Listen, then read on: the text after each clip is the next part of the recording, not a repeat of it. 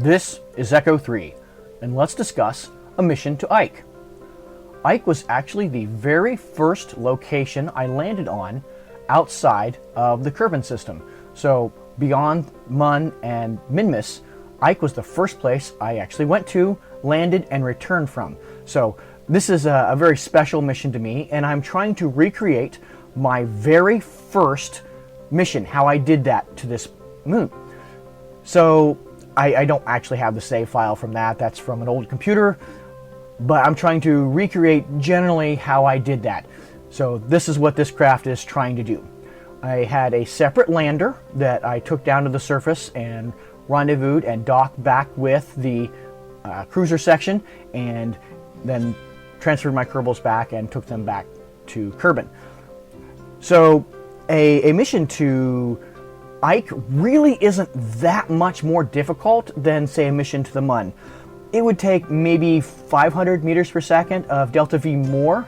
So if you have been to the Mun and are comfortable with rendezvous and docking, or if you are just have a craft that is you feel this is very capable, and I had like 600 meters per second of delta V left after my Mun mission. Well, that craft is probably able to do a Ike mission. So I'm building my lander here right now, and really Ike is less gravity than the Mun, so a Mun lander would work well there. It's in between the Mun and Minmus as far as its gravity is concerned. So a Mun lander would work well. If you had a really good Minmus lander, it probably will work as well. If you could budget, say, 800 meters per second of delta V for the landing, that would be sufficient. And really, once you get into low Kerbin orbit, a mission to Ike really takes maybe 3,000 meters per second of delta V to depart from low Kerbin orbit, get there, land, and return back to Kerbin. Now you can look at my craft numbers here. I have way more delta V than I need for this mission. But part of that's because I was trying to recreate my very first mission there, and I way overbuilt it. I was so scared of having my craft lost in interplanetary space and not being able to get my Kerbals back that I really overbuilt this craft because I was so nervous when I did this. And so you can look at my numbers there with Kerbal Engineer, or you can even use the in-game tool, which didn't exist yet when I did my first mission to Ike. So right now you can see I'm setting up my stages, just making sure that the parts will separate at the right time and that my engines will fire at the right time. But my thrust to weight ratio is way overbuilt. My delta V is way overbuilt. So this really isn't that complex of a craft, but I just remember how nervous I was when I did this. So we're going to depart, and we're going to get into a low Kerbin orbit and do a parking orbit there. Once we get into orbit, we'll be able to then plot our ejection burn out to Duna. Now, when I first did this, there weren't as many options available, like the in-game tool for helping you plot your transfer burns. I remember using a lot of the website tools to try and calculate my burn out to Duna. And if you want to, you can do this on your own, even hold a protractor up to the screen if you want. But the transfer window is when Duna is 45 degrees ahead of Kerbin. So you can kind of look at my screen here now. Duna is basically 45 degrees ahead. I used the mod Kerbal alarm clock just to jump ahead there quickly. It just makes it a lot easier for me, especially when I'm recording videos like this. Now I just plot my ejection burn. I'm trying to burn prograde from Kerbin's orbit and eject and try to meet Duna on the opposite side. And I'm fiddling around here with my prograde amounts to set up an encounter, and we're getting really, really close. And you really don't have to get an encounter right off the bat, as long as your closest approach is very close. Then you can set up a correction burn in interplanetary space and really be okay. So at this point I have used up all my fuel in my transfer stage there, and I'm just going to use my cruiser stage to finish this out. Right now we are full swing in harvest season, and my time is so limited. I just have not had much time to do hardly anything else aside from harvest, just with all the hours we're putting in there. I leave the house, it's dark, I come back, it's dark, and so really any time for other things is almost non-existent. But I really wanted to get this video out and encourage people to go interplanetary. It isn't as complex or daunting a task as it may seem. So this was my first mission, and I know I was so scared when I did it and so excited. My palms were sweaty as I was messing with the mouse and the keyboard, and like, am I actually going to get this? So what I've done here is I just set my periapsis here somewhat low into Duna's sphere of influence, and then no need to have my apoapsis be too low. I'll just have it set out there around Ike's sphere of influence, around Ike's orbit there, and at some point we'll get close to Ike, and I'll just go ahead and wait a number of orbits until we're close enough, and we'll be able to get into Ike orbit fairly cheaply that way, as long as I spend time. And the nice thing with Kerbal Space Program, unless you have mods for life support, time is a free resource. Not for me on the farm, but in Kerbal Space Program, time's a free resource, so you can spend time as opposed to spending Delta V in order to get an optimal transfer or whatever you need here. So we have a close encounter with Ike, and I'm going to just burn retrograde here at my closest approach. And I want to keep my periapsis above, say, 20 kilometers above the surface. Ike has quite a varied terrain as far as low and high points, and the high points can be surprisingly high.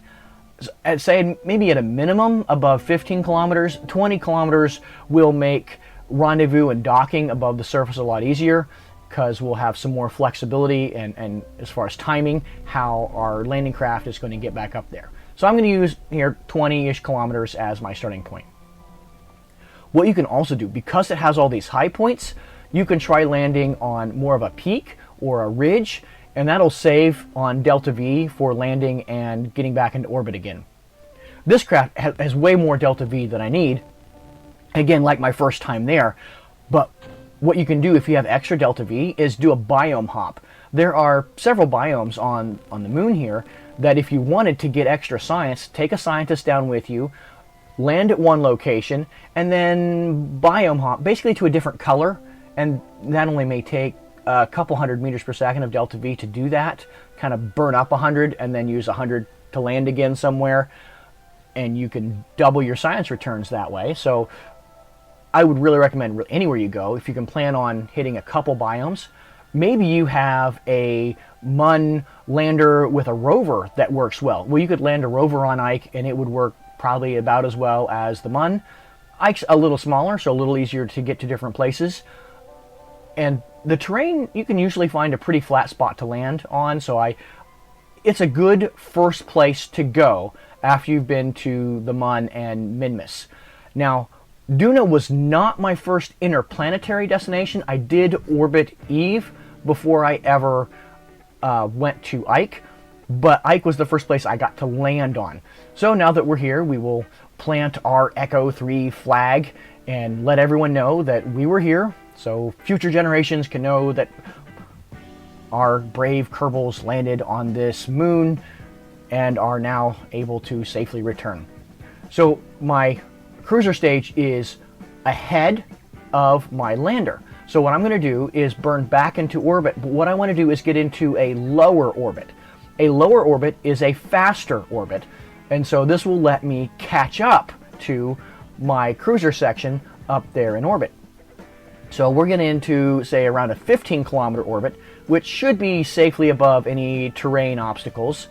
I was trying this before, and I think I was only in a 10-kilometer-ish orbit, and my cruiser section ran into something and lost Valentina. Sorry, Val. So we hit the reset button and tried this again, and that's what I'm doing right now. So now that I'm in orbit, I'm going to set up a maneuver, and I will use the plus orbit button as needed here, and I can wait another orbit and set up a pretty close encounter.